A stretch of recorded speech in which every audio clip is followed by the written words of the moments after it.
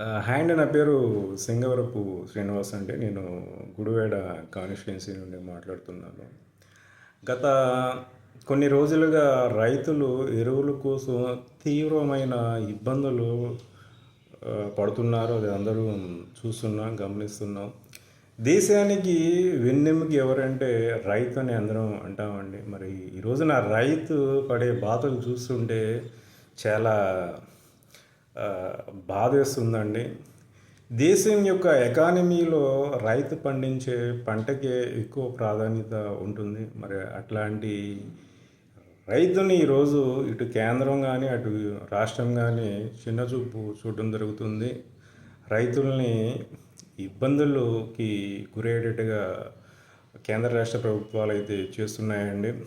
ఈ విధంగా రైతుల్ని మీరు చిన్నచూపు చూస్తే రానున్న రోజుల్లో ఇటు రాష్ట్రానికి అటు కేంద్రానికి గట్టి దెబ్బ తగిలే ప్రమాదం అయితే ఉంటుందండి. దయచేసి రైతులకి కావాల్సిన ఎరువుల్ని ఆన్ టైంలో ప్రొవైడ్ చేసేటట్టుగా ప్రణాళికల్ని సిద్ధం చేయండి.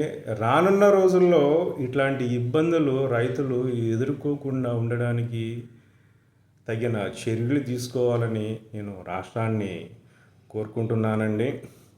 రైతు బాగుండాలి, దేశం బాగుండాలి. రైతుని అన్ని రకాలుగా ఇటు కేంద్రం అటు రాష్ట్రం ఆదుకోవాలండి.